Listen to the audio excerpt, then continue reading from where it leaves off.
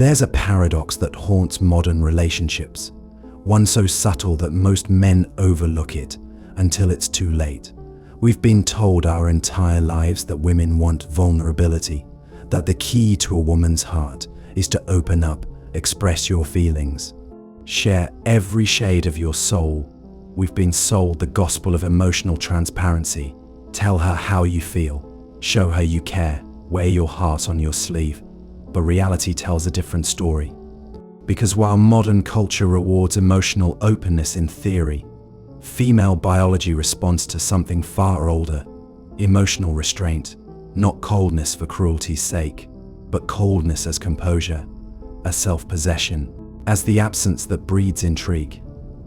This is the heart of cold attraction psychology, the strange but undeniable truth that women are often most drawn to the man who keeps his cards close, who doesn't react emotionally, who seems just out of reach.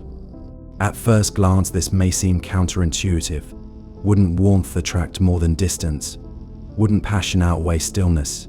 Yet we forget that women are not wired to respond logically. They are wired biologically and psychologically to feel their way into safety, power, and erotic mystery. The alchemy of lust. We dive deep into the topic of sexual mastery.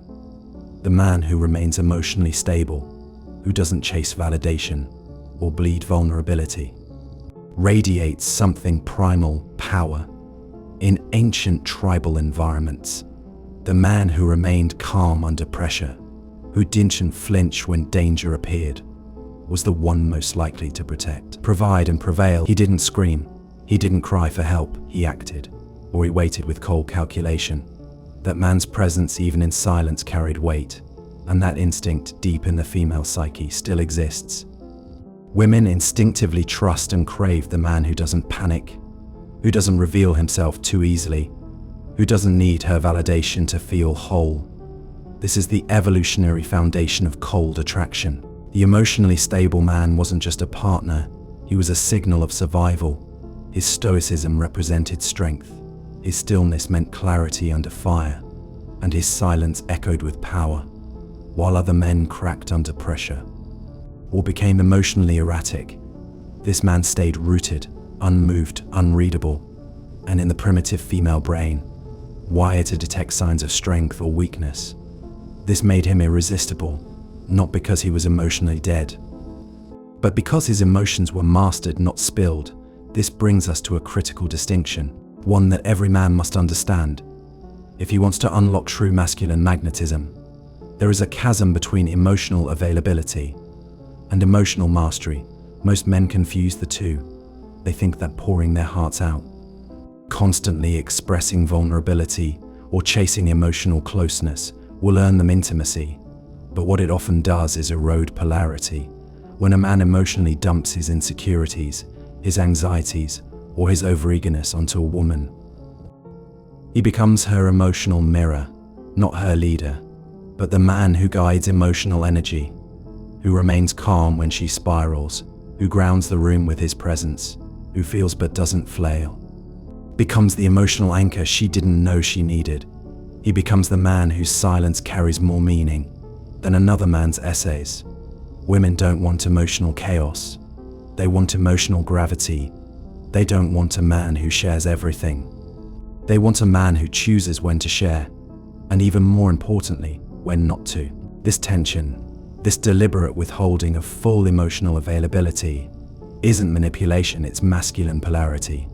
It's the oxygen to feminine fire. The more a woman must wonder what you're thinking, the deeper she sinks into imagination. And the more she imagines, the more she invests in this dance. Mystery becomes the aphrodisiac. A predictable man is a forgettable man, but a man whose moods are unreadable, whose actions are calculated, whose heart is protected behind the gate of purpose, that man becomes unforgettable. In the alchemy of lust, you'll be taken deep into the ancient and forgotten discipline of sexual transmutation, a principle once reserved for monks, warriors, kings, and creators. The cold man doesn't chase, he doesn't explain, he doesn't overcompensate, he simply is. He is present but not pressing. He is attentive but not available. And most importantly, he never gives her full closure. Because full closure kills the chase. And women are wired not for comfort, but for emotional tension. They fall in love in the gaps between words, in the silences between actions, in the suspense of the unknown. This is why women often fantasize about men who barely text them back, why they obsess over exes who never gave them emotional clarity, and why they write novels in their minds about men who barely spoke. Absence creates obsession. Stillness creates story. Coldness creates craving. And we've seen this pattern echoed in the archetypes that dominate fiction, film, and fantasy. Think of James Bond, unreadable, smooth, unaffected Thomas Shelby, a man of few words, colder than steel, whose emotional restraint breeds chaos and desire in every room he enters. These men are dangerous, not because they are violent, but because they are unreadable. They do not beg, plead, or perform. They don't ask for permission. They don't emote for validation. They move through the world like kings without crowns, commanding, controlled, and cool. Now contrast them with the nice guy, the man who overshares, who constantly seeks reassurance, who confuses vulnerability with weakness, and thinks love is earned through emotional exposure. This man thinks he's building intimacy. But what he's actually building is repulsion. He becomes too easy to understand, too safe to desire. His transparency becomes his undoing, because what he gives too easily, she values too little. Women don't crave what they already possess. They crave what they can almost reach, and so we return to the truth modern men must hear, even if it stings. He who reveals the least controls the most. Women are drawn not to emotional chaos, but to emotional discipline. To the man who could open up, but doesn't. To the man who feels, but never flinches. Coldness is not cruelty, it's composure, and composure is the final seduction. The cold man, when rooted in purported emotional mastery, doesn't repel women. He haunts them. He becomes the mystery they can't solve, the silence they can't stop analyzing, the absence that becomes louder than presence. And that is what drives her wild. To become the cold man is not to become numb. It is not to shut off your heart or bury your humanity beneath a mask of apathy. No, to master cold attraction is to build a fortress self so strong that nothing external can shake it. It is to construct an inner citadel, brick by disciplined brick, where your emotions live, but never rule. A place where you observe your anger, your longing, even your fear, not as qualms to obey, but as weather to endure. You feel it pass. You learn from it, but you do not become it. This is what we call emotional sovereignty, the ability to stand in the middle of chaos and remain unchanged, possess feeling without being possessed by it. And to build this kind of mastery, you must train like a warrior of the mind. Journaling becomes your mirror, Stoic philosophy becomes your code, shadow work becomes your battlefield, confronting the buried emotions you've ignored or indulged, and integrating them. Like a king who conquers his own demons, you begin to see your emotions, not as truths, but as signals. Like clouds passing over a mountain, they move. But the mountain remains. That mountain is who you become.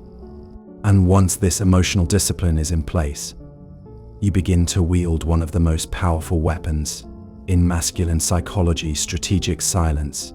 In a world that screams, he who whispers commands attention.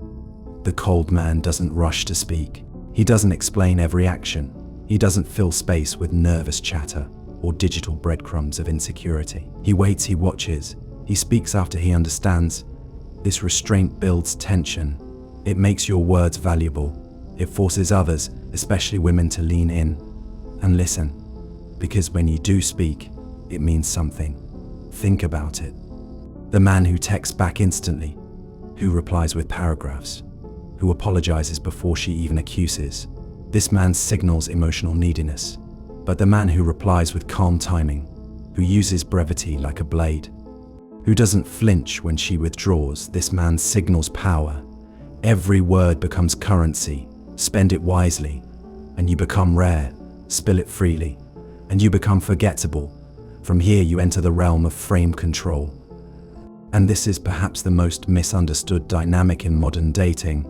Most men orbit the woman emotionally, mentally, even spiritually. They adjust their moods based on hers. They follow her lead. They seek her approval. Like a lost boy chasing his mother's warmth.